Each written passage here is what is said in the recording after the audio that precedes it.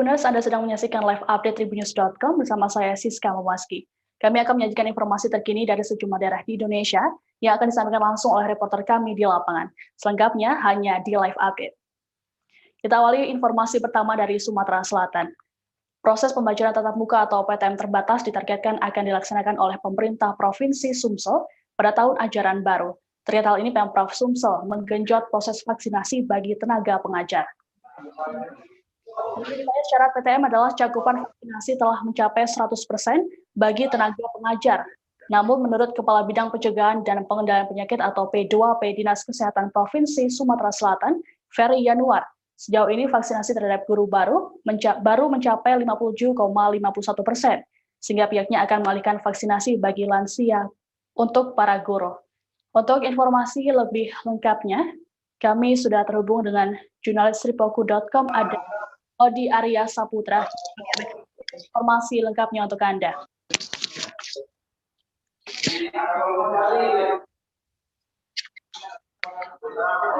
Halo Sika. Odi, bisa dijelaskan kapan sekolah tatap muka di Sumatera Selatan akan mulai dilaksanakan? Baiklah Sika. Rencananya Provinsi Sumatera Selatan akan menggelar sekolah tatap muka mulai tanggal 13 Juli mendatang. Namun demikian, hingga saat ini proses vaksinasi di guru terhadap guru maksud kami di Provinsi Sumatera baru mencapai 57% Sika. Oke, lalu kapan target vaksinasi guru ini akan selesai dilaksanakan, Odi? Baik Siska, direncanakan proses vaksinasi terhadap para tenaga pendidik ini akan rampung pada akhir bulan Juni ini Siska. Namun demikian, saat ini pihak dari Dinas Kesehatan masih menunggu pengiriman vaksin dari pemerintah pusat Siska. Oke, Odi, bisa dijelaskan apakah ada kendala vaksinasi terhadap guru di Sumatera Selatan? Iya Siska, untuk secara umum di lapangan tidak ada terkendala masalah Siska. Namun demikian, yang menghambat proses vaksinasi adalah distribusi vaksin dari pemerintah pusat Siska, di mana untuk pemerintah Sumatera Selatan sendiri saat ini baru mencapai 1.060.000 vaksin, dengan diantaranya baru 57% untuk tenaga pendidik Siska. Oke, baik. Tribuners, jurnalis kami tadi juga sempat melakukan wawancara dengan Kepala Bidang Pencegahan dan Pengendalian Penyakit atau P2P Dinas Kesehatan Provinsi Sumatera Selatan, Ferry Yanuar. Berikut petikan wawancaranya. Kalau untuk nakes sudah 94%-an, kalau untuk pelayan publik itu sekitar 68% ya. Kemudian untuk lansia memang ini masih terkendala terus ya, sama capaian nasional juga lansia masih sangat rendah. Kita baru sekitar 10%. 1 juta sudah sampai nggak Mbak? Apa itu? 1 juta vaksin Mbak, di kita Pak? Kita yang vaksin kita ini sekitar 1.060.000-an ya. Vaksin yang kita udah gunakan itu sekitar 65%-an yang sudah kita suntikan. Nah sisanya ini memang masih bisa untuk penyuntikan dosis pertama, tapi kabupaten kota memang harus menyisakan untuk pemberian dosis kedua. Mungkin sekitar 15-20% itu memang harus disiapkan, karena memang sampai saat ini kita tidak tahu jumlah vaksin yang akan datang berapa. Bisa jadi lebih sedikit dari yang kemarin atau lebih banyak. Yang kedua juga waktunya datang kapan. Ini juga kita masih belum bisa kontrol sebenarnya, karena memang ini menjadi kewenangan dari pusat. Pak, untuk stok vaksin sendiri berapa besar ini? Untuk stok vaksin, seluruh vaksin provinsi sebagian besar sudah kita dorong ke kabupaten kota. Di kita paling tidak sekitar di bawah 100 vial. Ini juga sebenarnya kita mau dorong untuk ke kabupaten kota. Tapi instruksi yang terbaru ini kita siapkan untuk kebutuhan vaksinasi massal yang akan dilaksanakan oleh Polri dalam rangka hari ulang tahun Bayangkari. Kira-kira ada penambahan, Pak? Ada penambahan vaksin Pak dari pusat? Saat ini belum ada ya, kita dropping lagi belum ada dropping. Terakhir adalah dropping vaksin untuk UMKM sekitar 80 vial. Ya. Gitu. Pak, untuk yang apakah memang ada peralihan Pak? Kan kita udah mau tahun ajaran baru nih Pak. Memang ada peralihan atau mempercepat proses untuk guru, vaksinasi guru juga? Untuk guru tetap menjadi prioritas untuk pelaksanaan vaksinasi. Untuk tujuan sekolah kota kita sampaikan juga, tolong diprioritaskan untuk vaksinasi guru untuk seluruh jenjang pendidikan, mulai dari TK, SD, SMP, SMA. Ada target nggak Pak penyelesaian untuk vaksinasi guru kapan? Sesuai dengan pusat targetnya itu sekitar Juni ya. Juni sudah selesai. Juni kita harus selesai. Sekarang Sekali berapa lagi, Pak sudah Pak? Tergantung dengan ketersediaan vaksin ya di lapangan, karena ini kan harus dibagi semua, artinya guru tetap terlayani, lansia juga tetap berjalan. Ada kemungkinan nggak Pak peralihan misalnya dari lansia bisa digeser ke dulu sementara untuk ke guru gitu? Kalau memang vaksin itu terlalu lama, misalnya capaiannya masih rendah, jumlah vaksinnya masih banyak, itu bisa kita alihkan. Bisa kita alihkan, karena juga kita harus mempertimbangkan masa expired date vaksin yang rata-rata cuma 3 bulan. 3 bulan. Pendek. Kebanyakan yang sudah terkirim udah berapa lama Pak tersimpan yang ada di Pasmensel sekarang? Apakah sudah mendekati expired time atau belum? Oh belum. Oke. Belum. Kecuali mungkin yang untuk vaksin AstraZeneca yang diterima Morening ya. Itu gimana kondisinya? Udah mau expired Pak? Iya itu mendekati ya, tapi itu yang kita dorong untuk segera bisa dihabiskan. Beralih ke berita selanjutnya. Kasus COVID-19 pekan ini melonjak di sejumlah daerah di Indonesia, termasuk di Kabupaten Indramayu, Jawa Barat. Kenaikan kasus juga diikuti dengan penambahan jumlah pasien meninggal dunia. Dilaporkan sebanyak 13 pasien meninggal dunia dalam sehari, yakni pada Minggu 20 Juni. Satgas COVID-19 Kabupaten Indramayu mengungkapkan jumlah tersebut merupakan rekor kematian terbanyak. Selain itu juga ditemukan banyak kasus pasien COVID-19 yang meninggal di rumah. Hal ini dipicu sikap warga yang memilih menyembunyikan penyakit mereka. Untuk informasi lebih lengkapnya, sudah ada jurnalis Tribun Cirebon, Handika Rahman yang akan melaporkannya untuk Anda. Halo, selamat siang, Handika. Siang, Siska. Handika, bisa dijelaskan bagaimana perkembangan terkini? Ya baik Siska, untuk perkembangan COVID-19 di Kabupaten Indramayu sendiri sekarang ini sedang terjadi lonjakan kasus Siska, di mana pada hari kemarin saja terjadi penambahan kasus positif COVID-19 sebanyak 210 orang. Hal ini juga menyebabkan angka kematian di Kabupaten Indramayu semakin tinggi. Tercatat pada Minggu 20 Juni kemarin ada 13 orang meninggal dunia karena COVID-19, Siska. Oke, Handika, tadi sempat soal warga yang menyembunyikan dengan penyakit mereka. Itu apakah lanjut dari setiap fenomena ini? Baik, Siswa. Menurut dari keterangan Satgas COVID-19 Kabupaten Indramayu, memang di fenomena yang terjadi di Kabupaten Indramayu sekarang ini banyak masyarakat yang menyembunyikan status sakitnya. Mereka khawatir disebut memiliki penyakit COVID-19 sehingga tidak berani melaporkan apabila masyarakat yang tersebut mengalami sakit. Hal ini juga menyebabkan banyaknya kasus pasien meninggal dunia di rumah Siska.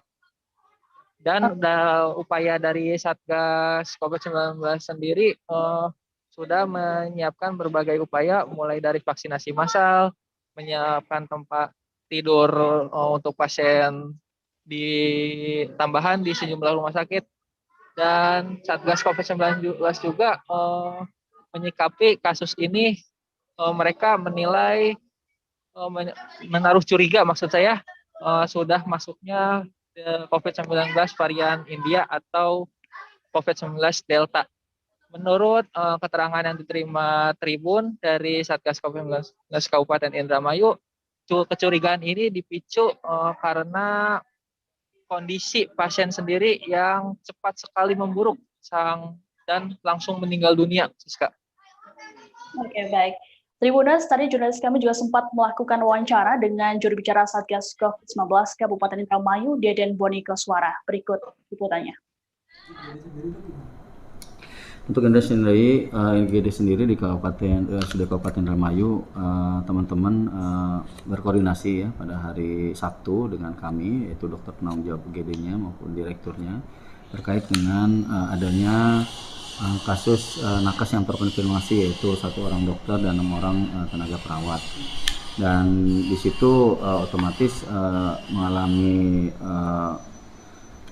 mengalami kesulitan ya untuk melaksanakan pelayanan kesehatan, sehingga mereka menutup untuk sementara pelayanan untuk UGD atau emergensi dari tanggal 14 sampai 16. Tapi pelayanan itu juga tidak hanya karena terpaparnya teman-teman nakes, tapi untuk membuat alur perbaikan alur dan juga sarana prasarana kesehatan yang baik di UGD supaya flow-nya tidak memaparkan kembali kepada teman-teman nakes.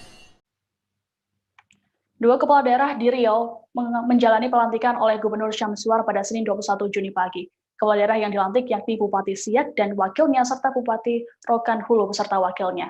Acara pelantikan dilakukan di Balai Pelangi Kompleks Gedung Daerah Jalan Diponegoro. Proses ini juga menerapkan protokol kesehatan COVID-19 ketat. Sejumlah tamu undangan mengikuti kegiatan secara virtual. Untuk informasi lebih lengkapnya, sudah ada jurnalis Tribun Pekanbaru.com, Syaiful Misgiono, yang akan melaporkannya untuk Anda. Halo, selamat siang, Syaiful. Syaiful.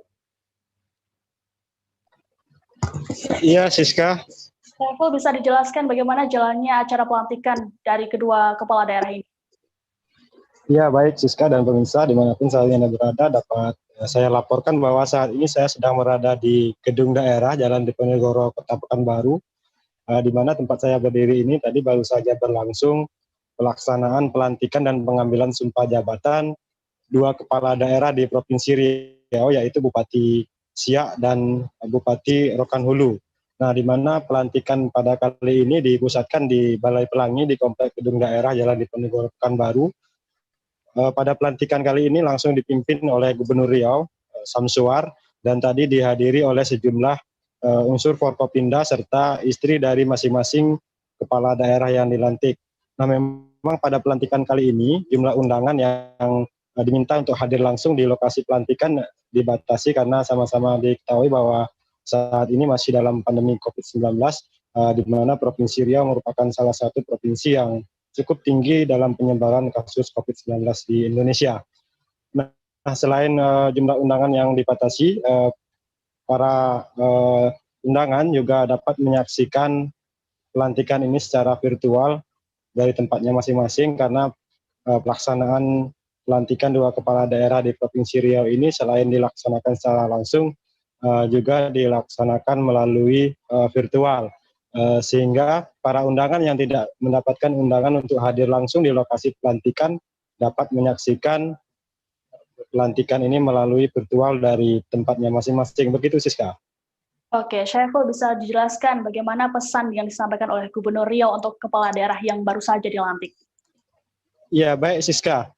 Tadi ada beberapa arahan sekaligus instruksi yang disampaikan oleh Gubernur Riau kepada dua bupati dan wakil bupati yang hari ini dilantik.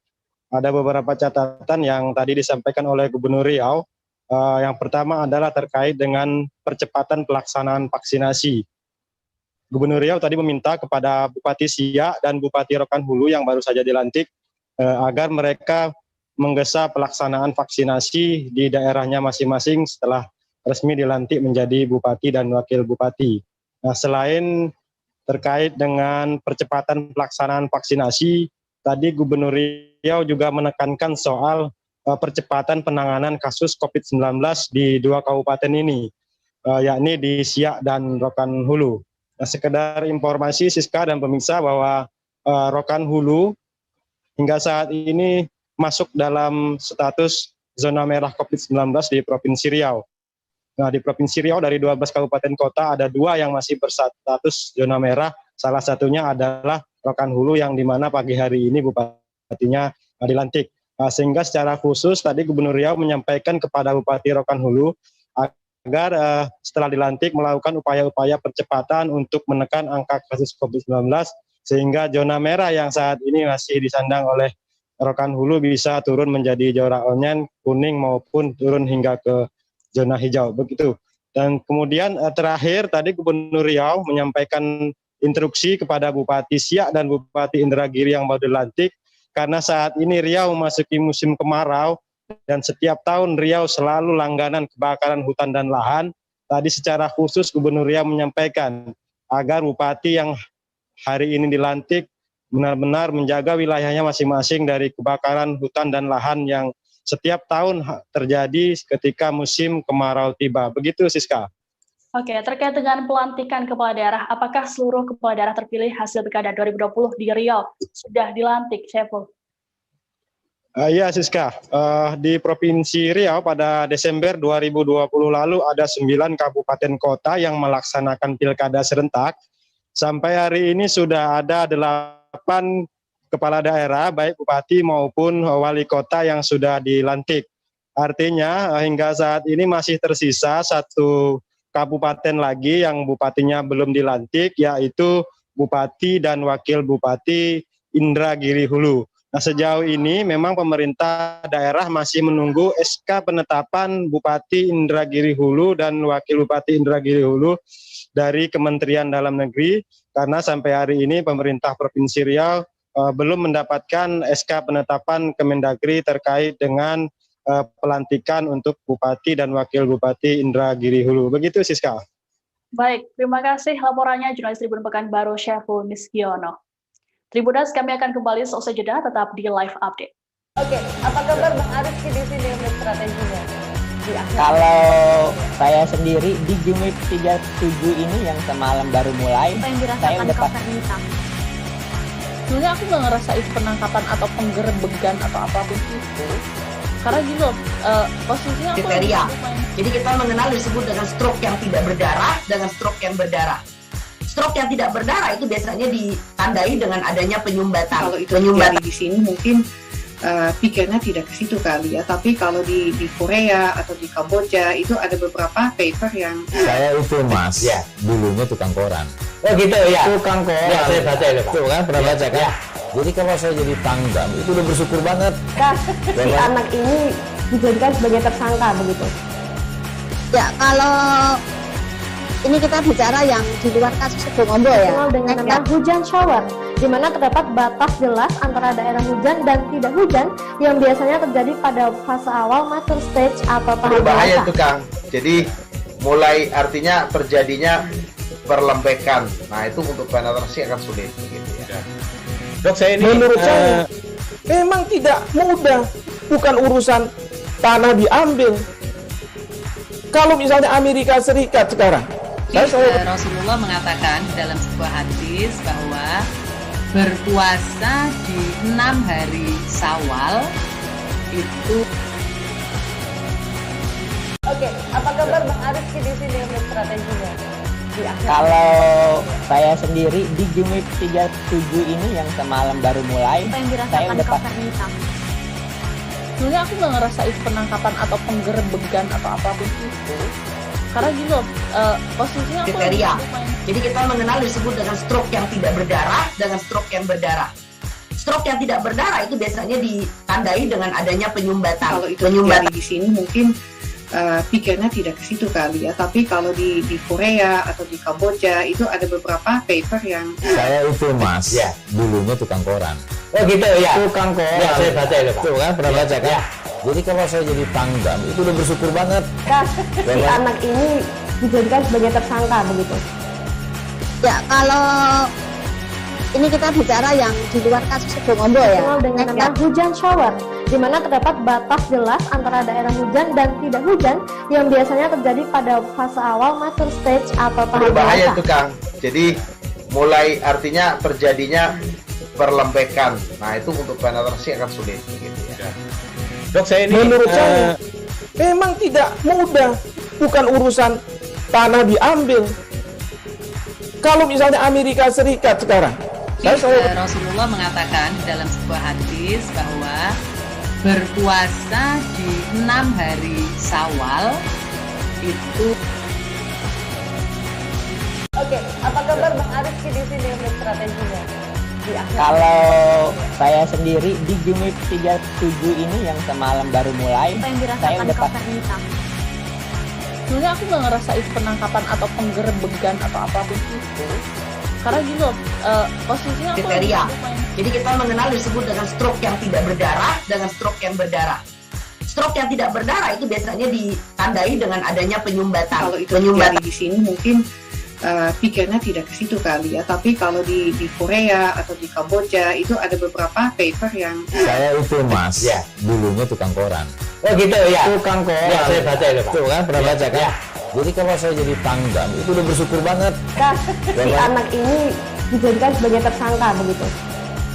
Ya, kalau ini Ini kita bicara yang di luar kasus Sebongombol ya. Dikenal dengan nama hujan shower, di mana terdapat batas jelas antara daerah hujan dan tidak hujan yang biasanya terjadi pada fase awal mature stage atau tahap Berbahaya dewasa. itu Kang. Jadi mulai artinya terjadinya perlempekan. Nah itu untuk penetrasi akan sulit. Gitu ya.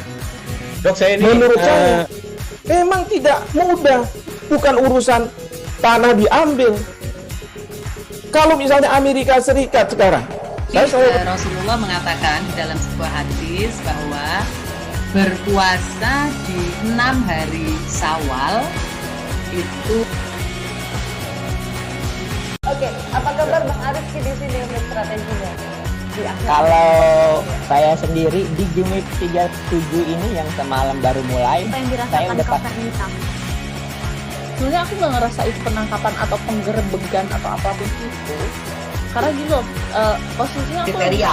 Jadi kita mengenal disebut dengan stroke yang tidak berdarah dengan stroke yang berdarah. Stroke yang tidak berdarah itu biasanya ditandai dengan adanya penyumbatan. Kalau itu terjadi di sini mungkin pikirnya tidak ke situ kali ya. Tapi kalau di Korea atau di Kamboja itu ada beberapa paper yang Saya itu Mas, dulunya tukang koran. Oh gitu ya. Tukang koran. Ya, saya baca itu Pak. Tuh kan, pernah baca kan? Jadi kalau saya jadi pangdam, itu udah bersyukur banget. Si anak ini dijadikan sebagai tersangka begitu. Ya, kalau ini kita bicara yang di luar kasus Sebongombol ya. Dikenal dengan nama hujan shower, di mana terdapat batas jelas antara daerah hujan dan tidak hujan yang biasanya terjadi pada fase awal mature stage atau tahap Berbahaya dewasa. itu Kang. Jadi mulai artinya terjadinya perlempekan. Nah itu untuk penetrasi akan sulit. Gitu ya. Dok, saya ini menurut saya memang tidak mudah, bukan urusan tanah diambil.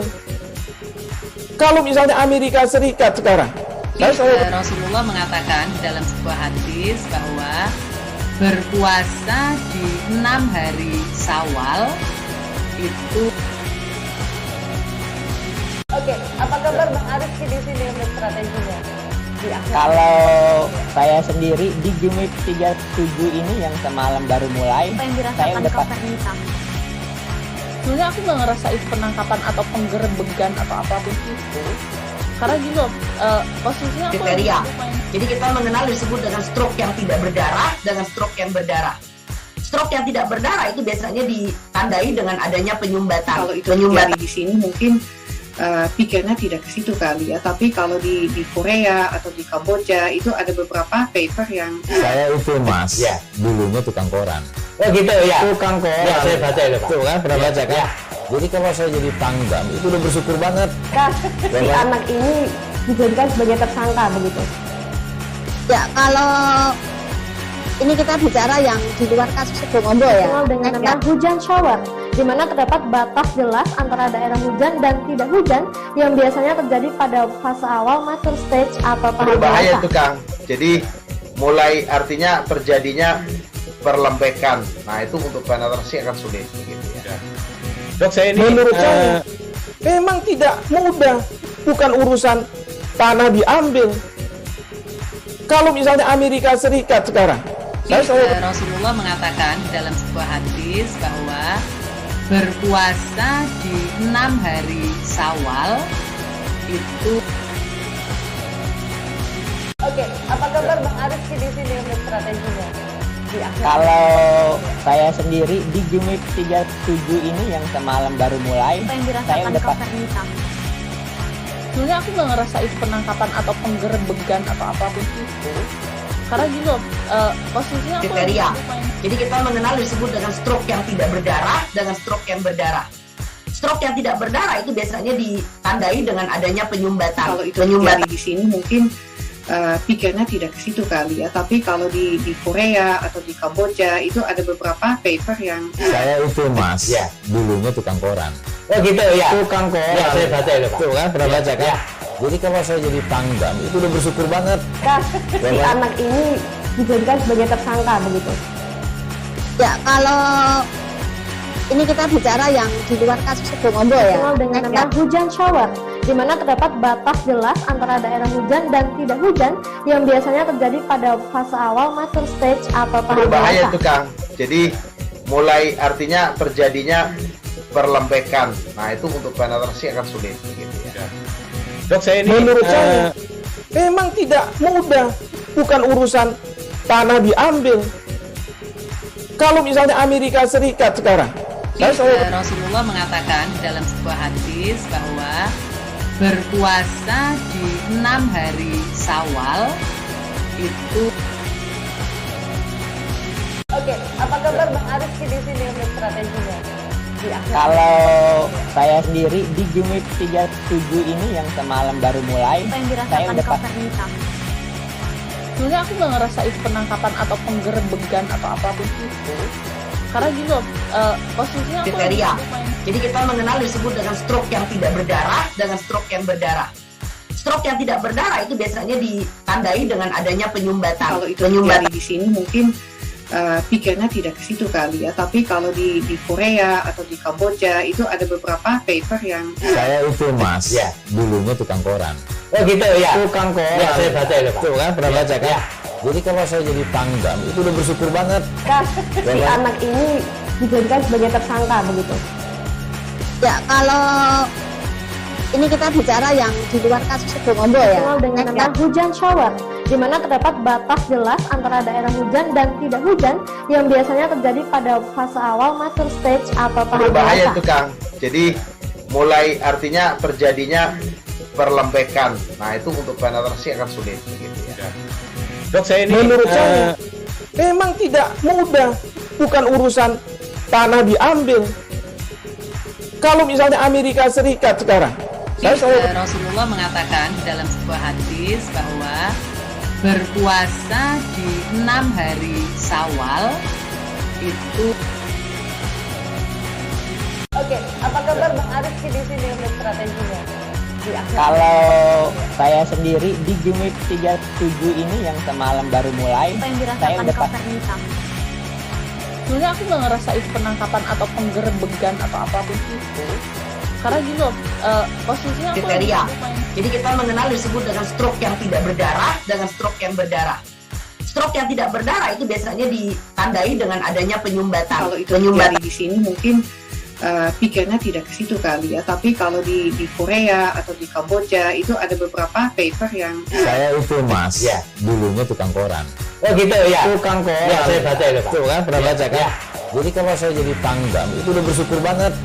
Si anak ini dijadikan sebagai tersangka begitu. Ya kalau ini kita bicara yang di luar kasus Sebongombo ya. Dengan nama hujan shower, di mana terdapat batas jelas antara daerah hujan dan tidak hujan yang biasanya terjadi pada fase awal mature stage atau tahap berbahaya dewasa. itu Kang. Jadi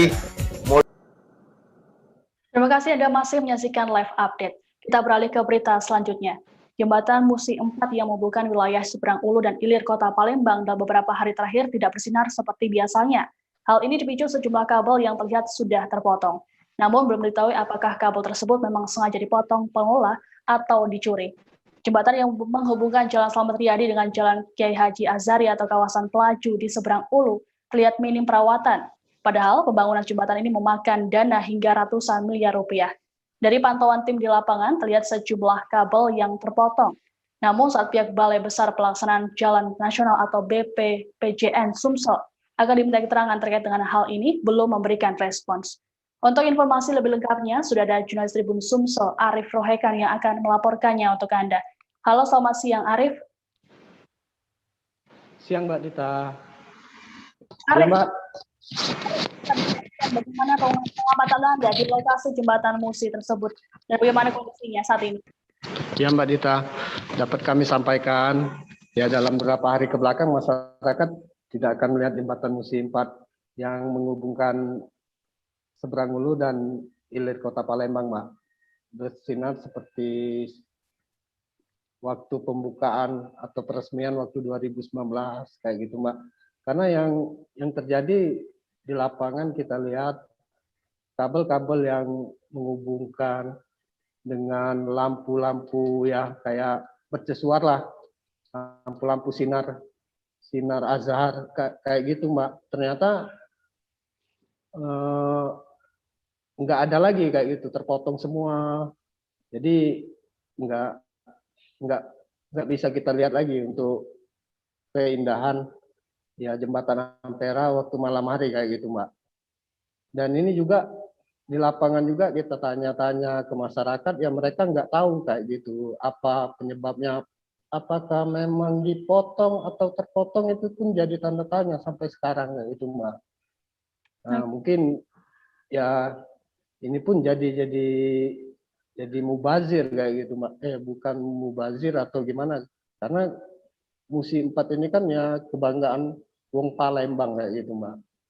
Nah, mungkin ke depan harus ada ya perbaikan lagi lah kayak gitu. Baik, Arif bisa, apakah sudah ada tanggapan dari pejabat berwenang terkait dengan hal ini? Ya, kalau dari informasi kita yang dari yang Dinas Pemkot Palembangnya sendiri, kalau mereka bilang ya dari Kadin Perumahan Rakyat dan Kawasan Pemukiman Kota Palembang, Muhammad Afan Prapanca, jika untuk utilitas lampu hias sebenarnya belum diserahkan, Mbak, dari kementerian kepada mereka. Namun untuk lampu PJU penerangan jalan umum yang sudah, ya pun tak menampik jika ada beberapa fasilitas umum yang ada di Palembang masih banyak yang dirusak orang tak bertanggung jawab selama ini. Dan harusnya ada kesadaran masyarakat sebenarnya untuk menjaga dan merawatnya. Ia pun mengakui, kalau Pak Afan sendiri mengakui memang masih sering terjadi pencurian dan pengrusakan sarana utilitas umum kota, Mbak, oleh oknum-oknum yang tidak bertanggung jawab. Dan mereka pun ke depan akan melaporkan ke pihak yang berwajib apabila menemukan hal-hal seperti ini, supaya ditindak sesuai aturan yang berlaku, Mbak. Nah, meski begitu, Afan juga belum mendapat laporan secara resmi soal adanya pencurian utilitas di musim 4 tersebut. Sebab kalau di jembatan musim 4 itu belum ada info, dan kabel PJU di median tengah Jalan Perintis Kemerdekaan, nah, sekitar simpang jalan bisa pernah ditangkap katanya, Mbak. Tapi karena jembatan musim 4 ini pengelolaannya melalui BPJN, ya Balai Besar Pelaksana Jalan Nasional Sumsel, Dinas Kota Palembang belum ada kewenangan kayak gitu, Mbak. Oke. Mungkin itu dulu, Mbak. Oke, baik. Terima kasih jurnalis Tribun Sumsel Arif Rohekan atas laporannya. Kita berlanjut ke informasi selanjutnya.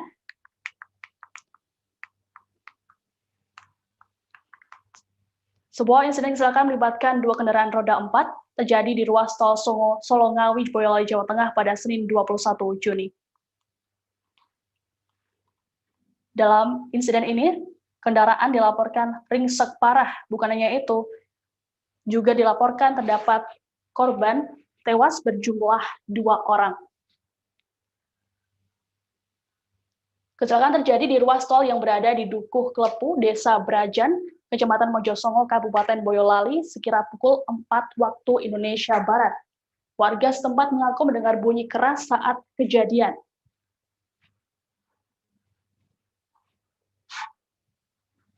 Untuk informasi lebih lengkapnya, sudah ada jurnalis Tribun Solo, Adi Surya Samudra, yang akan memberikan informasi lebih lengkapnya untuk Anda.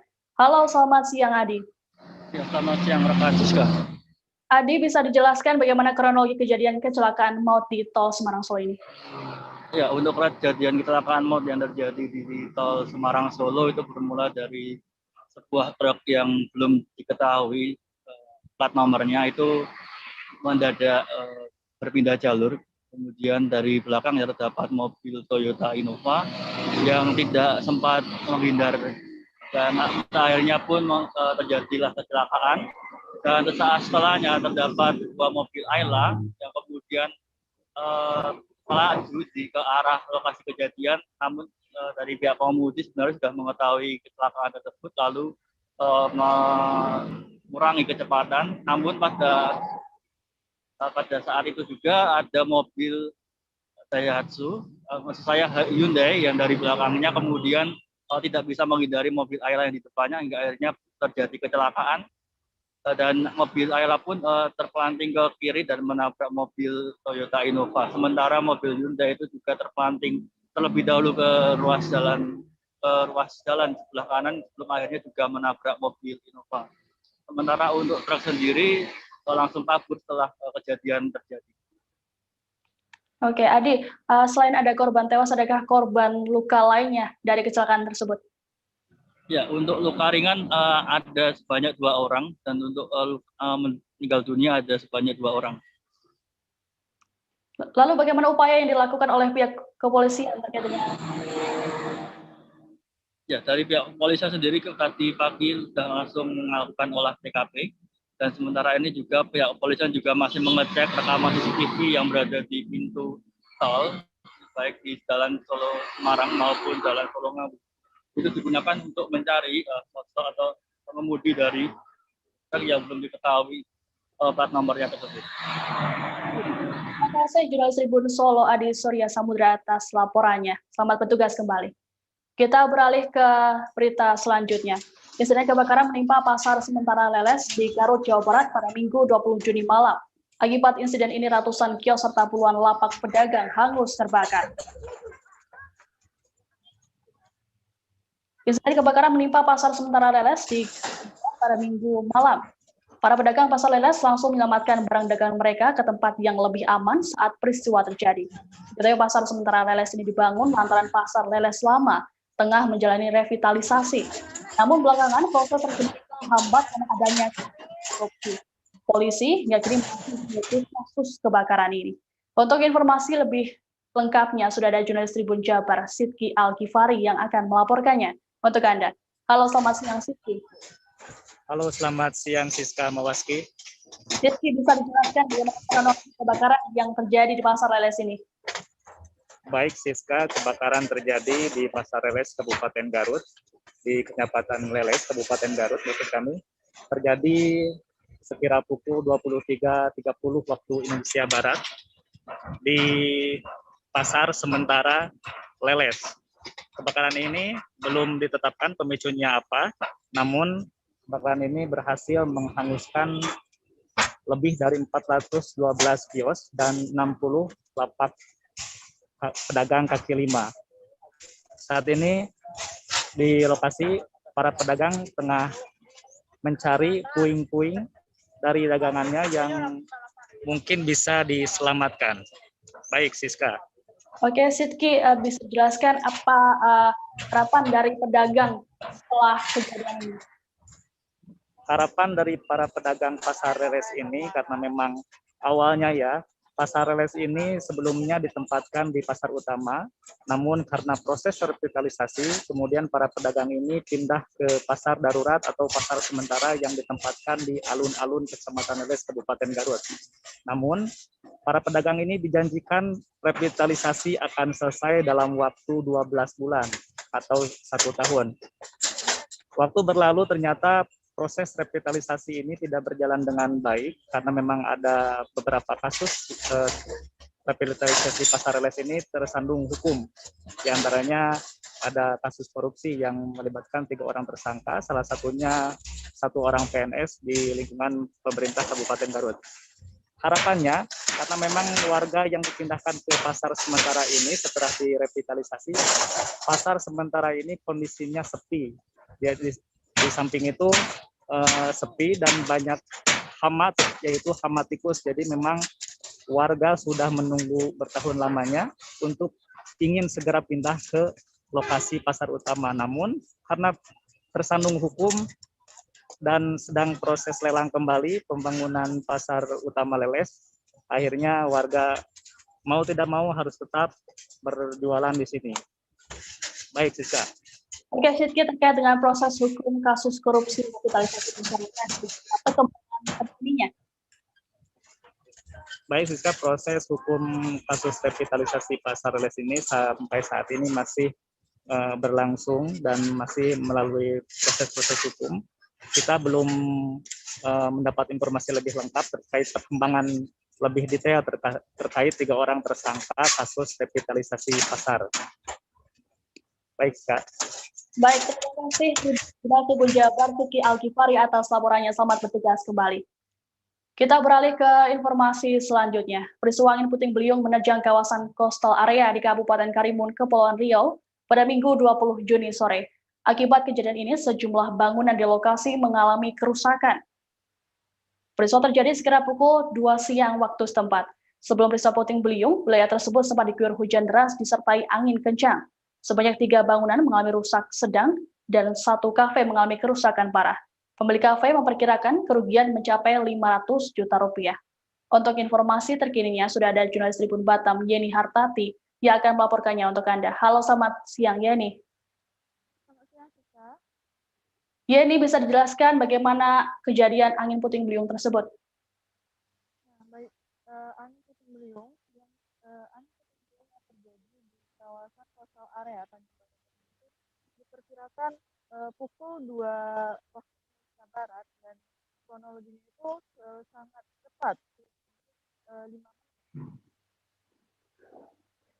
Mungkin diketahui juga untuk coastal area sendiri merupakan tempat rekreasi masyarakat Kabupaten Karimun, di mana coastal area ini sendiri merupakan ikon dari Tanjung Balai Karimun.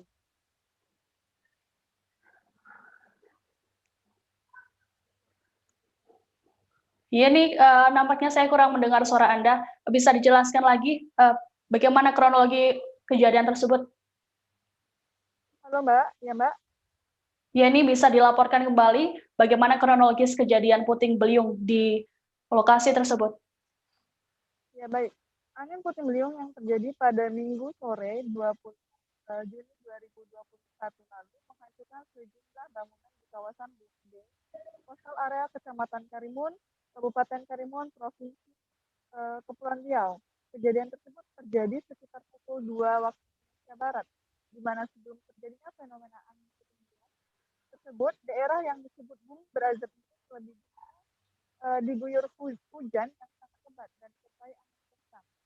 Nah, akibat hujan tersebut, ada sedikitnya 3 gerai dan 1 kafe yang mengalami kerusakan, di mana 1 kafe ini sendiri mengalami kerusakan yang parah, terlihat bangunan seperti atapnya, kemudian dari alat-alat elektroniknya banyak yang hancur, kemudian ada 3 gerai, di mana 3 gerai ini merupakan 3 gerai yang mengalami kerusakan ringan, seperti atapnya yang berterbangan karena diterpa angin yang begitu kencang sore lalu, Mbak.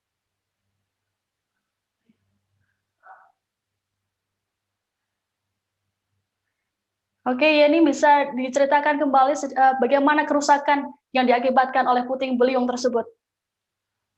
Kerusakan itu sedikitnya mengalami ada 1 kafe dan 3 gerai, di mana kafe tepat di belakang saya, Mbak, posisinya itu banyaknya sedikitnya ada puing-puing dari besi, kemudian ada alat-alat elektronik yang sudah diselamatkan, tetapi dalam bentuk yang sudah hancur, dalam bentuk kerusakan parah seperti bentuk AC atau elektronik lainnya. Kemudian ada pun terlihat juga dari atas atap itu alami terbang ya karena putingan angin tersebut, Mbak.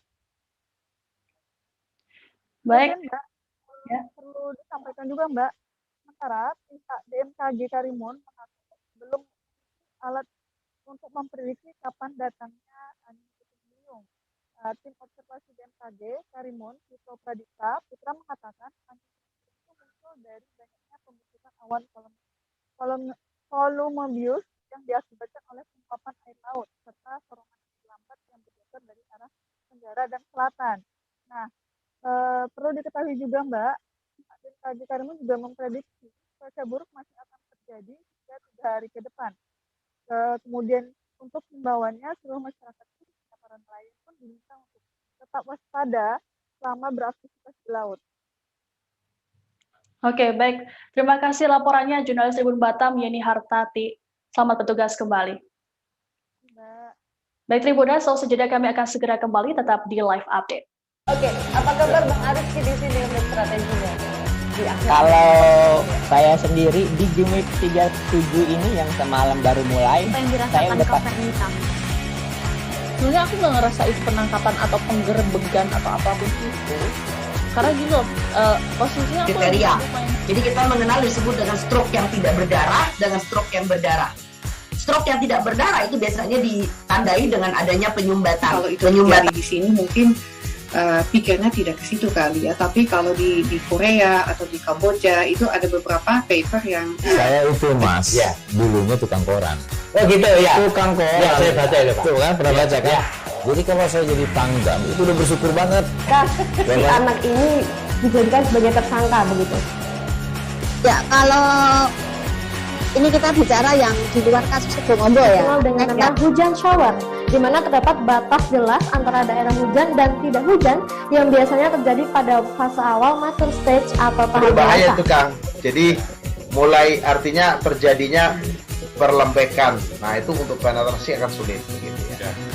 Dok, saya ini menurut saya memang tidak mudah, bukan urusan tanah diambil. Kalau misalnya Amerika Serikat sekarang, Rasulullah mengatakan dalam sebuah hadis bahwa berpuasa di 6 hari Syawal itu. Oke, apa kabar Bang Arifki di sini untuk strateginya? Kalau saya sendiri di Jumip 37 ini yang semalam baru mulai, saya udah sebenarnya aku nggak ngerasa itu penangkapan atau penggerbegan atau apapun itu, karena gini loh, posisinya aku kriteria. Jadi kita mengenal disebut dengan stroke yang tidak berdarah dengan stroke yang berdarah. Stroke yang tidak berdarah itu biasanya ditandai dengan adanya penyumbatan. Kalau itu terjadi di sini mungkin pikirnya tidak ke situ kali ya, tapi kalau di Korea atau di Kamboja itu ada beberapa paper yang saya itu mas, ya dulunya tukang koran. Oh gitu ya, tukang koran. Ya saya baca itu pak. Tuh kan pernah baca kan? Ya. Jadi kalau saya jadi Pangdam itu udah bersyukur banget. Si anak ini dijadikan sebagai tersangka begitu. Ya kalau ini kita bicara yang di luar kasus Sebongombo ya. Dengan nama hujan shower, di mana terdapat batas jelas antara daerah hujan dan tidak hujan yang biasanya terjadi pada fase awal mature stage atau tahap berbahaya dewasa. itu Kang. Jadi mulai artinya terjadinya perlempekan. Nah itu untuk penetrasi akan sulit. Gitu ya. Dok, saya ini menurut saya memang tidak mudah, bukan urusan tanah diambil. Kalau misalnya Amerika Serikat sekarang, Rasulullah mengatakan dalam sebuah hadis bahwa berpuasa di 6 hari Syawal itu. Oke, apa kabar Bang Arifki di sini untuk strateginya? Kalau saya sendiri di Jumip 37 ini yang semalam baru mulai, saya udah sebenarnya aku nggak ngerasa itu penangkapan atau penggerbegan atau apapun itu, karena gini loh, posisinya aku kriteria. Jadi kita mengenal disebut dengan stroke yang tidak berdarah dengan stroke yang berdarah. Stroke yang tidak berdarah itu biasanya ditandai dengan adanya penyumbatan. Kalau itu terjadi di sini mungkin pikirnya tidak ke situ kali ya, tapi kalau di Korea atau di Kamboja itu ada beberapa paper yang saya itu mas, ya dulunya tukang koran. Oh gitu ya, tukang koran. Ya saya baca itu pak. Tuh kan pernah baca kan? Ya. Jadi kalau saya jadi Pangdam itu udah bersyukur banget. Si anak ini dijadikan sebagai tersangka begitu. Ya kalau ini kita bicara yang di luar kasus Sebongombo ya. Dengan nama hujan shower, di mana terdapat batas jelas antara daerah hujan dan tidak hujan yang biasanya terjadi pada fase awal mature stage atau tahap berbahaya dewasa. itu Kang. Jadi mulai artinya terjadinya perlempekan. Nah itu untuk penetrasi akan sulit. Gitu ya. Dok, saya ini menurut saya memang tidak mudah, bukan urusan tanah diambil. Kalau misalnya Amerika Serikat sekarang, Rasulullah mengatakan dalam sebuah hadis bahwa berpuasa di 6 hari Syawal itu. Terima kasih Anda masih menyaksikan live update. Kita beralih ke berita selanjutnya. Sejumlah jurnalis menggelar aksi solidaritas buntut dari penembakan yang menewaskan seorang wartawan di Simpulungu, Sumatera Utara. Dalam aksi ini, para aparat kepolisian untuk mengungkap pelaku. Aksi solidaritas ini digelar sejak Senin 21 pagi di sejumlah titik di Pematang Siantar dan Simalungun, seperti di depan Balai Kota Pematang Siantar, Polres Pematang Siantar, dan Polres Simalungun. Para wartawan mendesak aparat kepolisian untuk segera meringkus pelaku penembakan yang menewaskan Mara Salim Harahap. Untuk diketahui, wartawan media online di Pematang Siantar ini tewas ditembak oleh orang tak dikenal pada Sabtu 19 Juni di Kabupaten Simalungun, Sumatera Utara. Untuk informasi lebih lengkapnya, sudah ada jurnalis tribunmedan.com, ada Alija, yang akan melaporkannya untuk Anda. Halo, selamat siang Alija. Siang, Siska. Alija, bisa dijelaskan apa tujuan dari aksi solidaritas ini? Jadi terima kasih Siska, sejumlah jurnalis dari Kota Siantar dan Kabupaten Simalungun melakukan aksi solidaritas untuk menuntut pihak berwajib mengungkap siapa pelaku pembunuhan dari jurnalis media online Mara Salim Harahap. Jadi aksi dilakukan pagi tadi, mulai dari lapangan Adam Malik, Pematang Siantar menuju Balai Kota, kemudian ke Polres Pematang Siantar dan berlanjut ke Polres Simalungun. Demikian, Siska. Alija, bisa dijelaskan bagaimana tanggapan dari rekan media di Siantar dan juga Simalungun terkait dengan peristiwa ini? Jadi, insan jurnalis dari Simalungun, khususnya Sumatera Utara, merasa berduka dengan meninggalnya Mara Salim Harahap yang ditembak oleh orang tak dikenal dekat rumahnya di Karanganyar, Kabupaten Simalungun. Nah, aksi tadi lebih dari sekadar solidaritas. Insan pers merasa prihatin, insan pers merasa berduka, dan bagaimana kasus ini jangan sampai terulang kembali. Jadi pihak insan pers tadi telah berdiskusi dengan Kapolres Simalungun, AKBP Agus Waluyo, dan meminta transparansi perkembangan dari kasus tersebut. Jadi ya demikian, Siska. Sejauh ini bagaimana proses pengungkapan kasus penembakan Marsal yang dilaksanakan oleh pihak berwajib? Ya, barusan kita selesai berdiskusi, berbincang dengan Pak Kapolres AKBP Agus Waluyo. Nah, beliau menyampaikan bahwasannya Kapolda telah memberi atensi khusus terhadap kasus ini dengan membuat tim gabungan yang terdiri dari Kapolres Simalungun, jajaran Polres Simalungun, dan Dirkrimum Polda Sumut. Untuk hasilnya belum ada perkembangan signifikan, namun Kapolres berjanji kasus ini akan disampaikan, akan diinformasikan secara sejelas-jelasnya, dan memohon doa dan dukungan dari kalangan wartawan, dan berharap wartawan bisa memberikan informasi sekecil apapun untuk mengungkap kasus ini. Terima kasih, Siska. Baik, terima kasih laporannya jurnalis tribunmedan.com Alija. Kita beralih ke berita selanjutnya. Proses pendaftaran penerimaan peserta didik baru atau PPDB SMA dan SMK di Sumatera Barat mulai dibuka hari ini, Senin 21 Juni. Pihak Dinas Kominfotik Sumbar menegaskan bahwa proses pendaftaran online hanya melalui satu laman resmi saja. Dengan adanya pendaftaran online, para calon peserta didik baru tidak perlu datang ke sekolah. Para calon siswa diminta untuk mendaftar melalui laman pbdb.sumbarprof.go.id. Proses pendaftaran akan dilakukan dari hari ini hingga 7 Juli mendatang. Untuk informasi lebih lengkapnya sudah ada jurnalis tribunpadang.com, Rizka Desri, yang akan melaporkannya untuk Anda. Halo, selamat siang Rizka. Ya, selamat siang Siska. Bisa dijelaskan bagaimana hari pertama PPDB SMA dan SMK di Sumbar?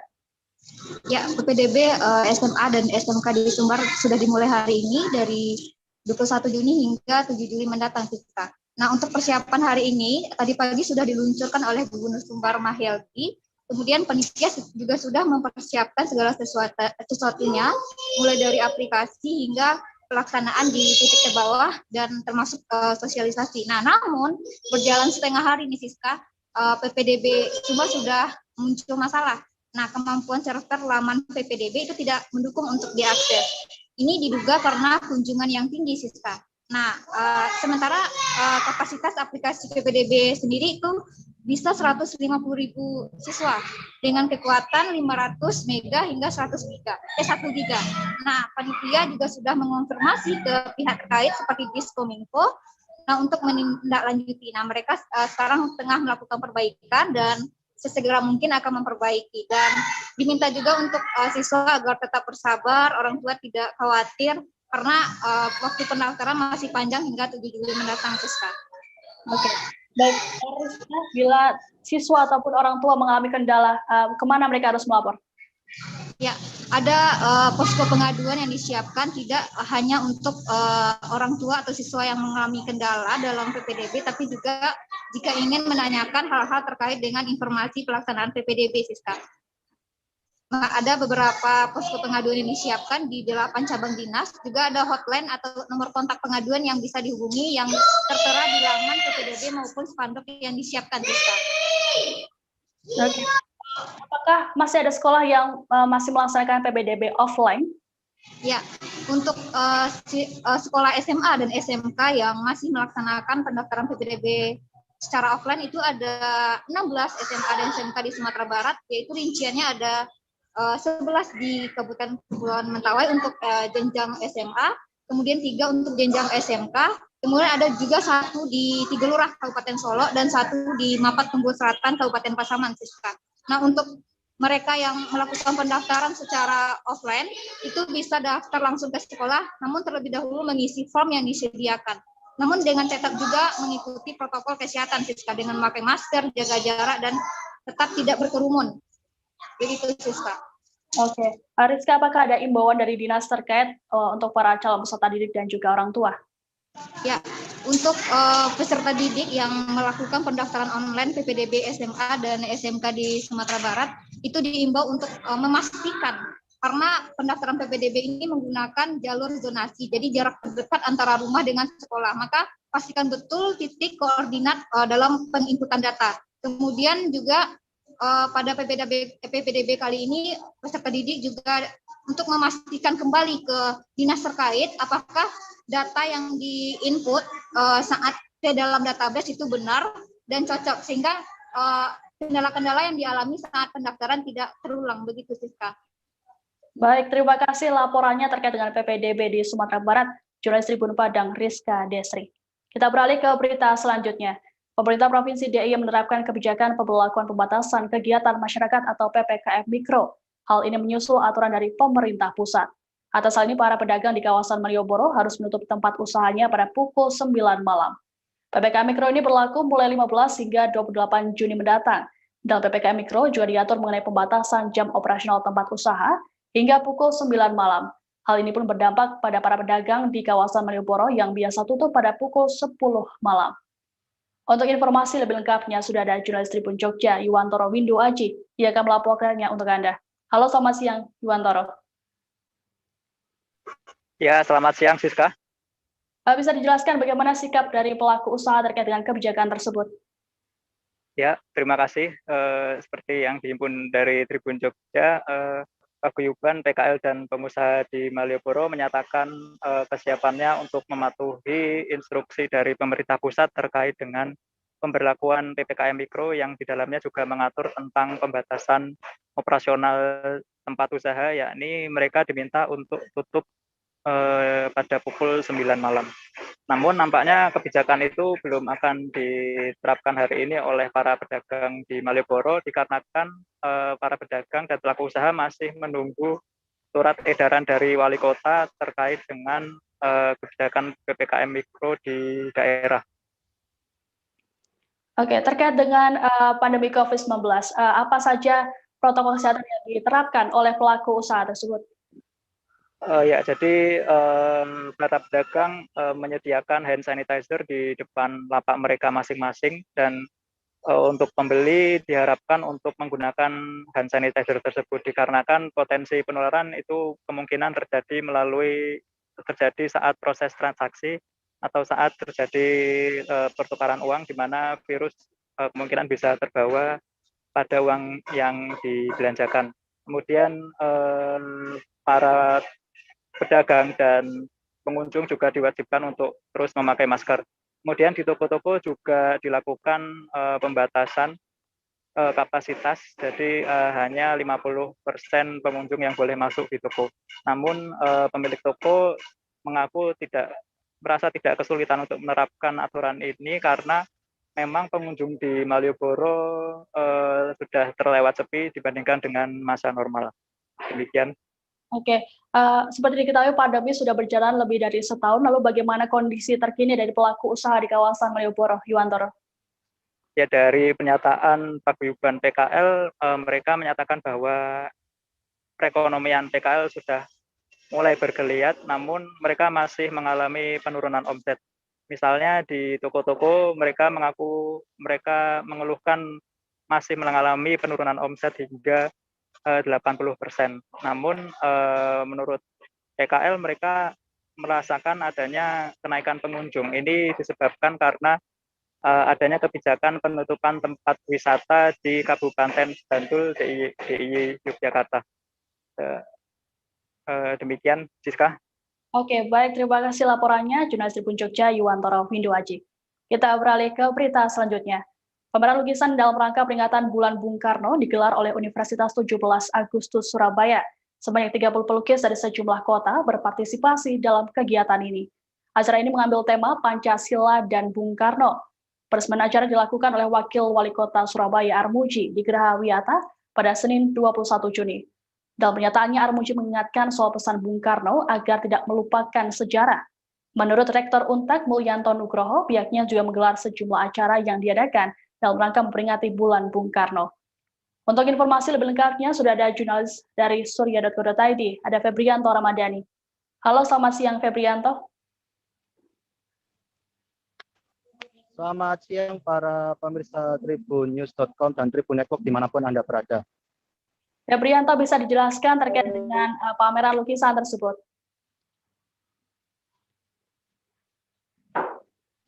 Baik, jadi Wakil Wali Kota Surabaya Armuji membuka langsung kegiatan pameran dalam rangka Untak yang digelar oleh Untak Surabaya Geraha Wiyata Senin pagi 21 Juni 2021. Acara itu mengambil tema Pancasila dan Bung Karno. Jadi dalam acara itu ada 30 pelukis meramaikan mereka itu mereka bukan hanya berasal dari Surabaya tapi juga dari luar kota seperti Jakarta. Usai melihat sejumlah karya para seniman itu, Pak Armuji di hadapan rekan-rekan media menyatakan meninggalkan sejarah atau biasa disingkat jas merah. Jadi menurut Pak Armuji ini merupakan suatu spirit bulan Juni karena Bung Karno itu lahir dan juga wafat pada bulan Juni. Kampus Untak adalah kampus nasionalis yang tentunya sekarang ini mengadakan pameran lukisan sehingga itu menunjukkan bahwa anak-anak muda peduli dan tahu tentang sejarah. Pameran lukisan yang digelar secara langsung ini digelar tentunya dengan protokol kesehatan seperti menyediakan hand sanitizer, cek suhu, jalan secara berbeda mencegah gitu. Jadi oleh karena itu dengan kampus tersebut yang memberikan satu motivasi melalui pameran seperti ini, ia mengapresiasi karena Mas baru bisa berkreatif dengan mengeluarkan berbagai karya.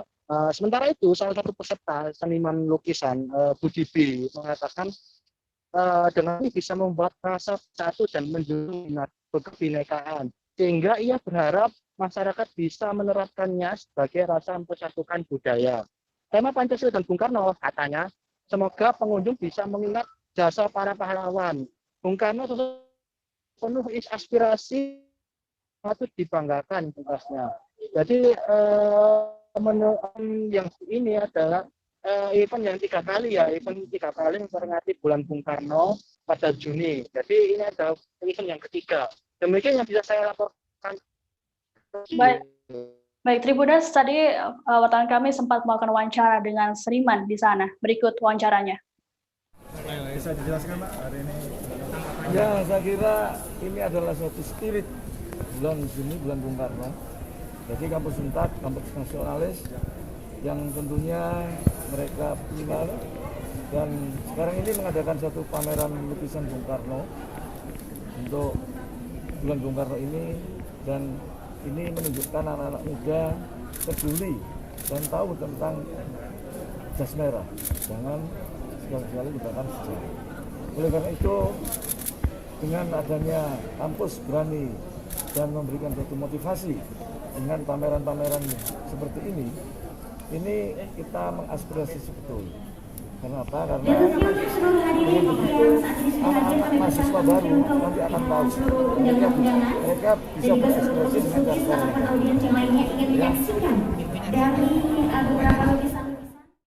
Kenapa sih kok pakai tema Bung Karno ini? Maknanya apa ini Mbak filosofinya? Ya karena di bulan Juni ini adalah bulan memperingati Bung Karno. Beliau lahir dan wafat di bulan Juni ini. Jadi kami sebagai seniman rupa merespon dengan mengadakan pameran lukis yang temanya yaitu Pancasila dan Bung Karno. Kami sebagai seniman berharap bahwa dengan karya seni bisa membuat rasa bersatu dan menjunjung tinggi kebinekaan, bahwa karya seni juga bisa diterapkan sebagai rasa untuk mempersatukan budaya. Pak, ini berapa seniman sih ya Pak yang melukis ini Pak? Sekitar 30 ya. Se-Surabaya atau gimana? Oh, ada yang dari luar kota, ada yang dari Lamongan, ada yang dari Jakarta, ada yang dari Gresik, jadi enggak dari Surabaya saja. Selain tema Bung Karno mungkin ada tema lagi Pak? Enggak, khusus untuk ini yaitu tema Pancasila dan Bung Karno. Oke, baik. Terus harapan dan pesan-pesannya pada masyarakat terkait lukisan ini Pak?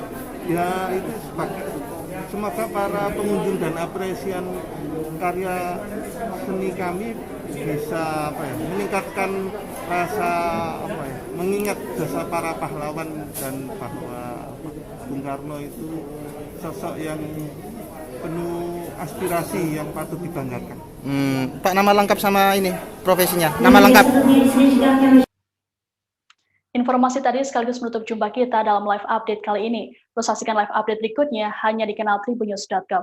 Jangan lupa untuk terus disiplin menerapkan protokol kesehatan dimanapun Anda berada demi kesehatan Anda dan juga keluarga.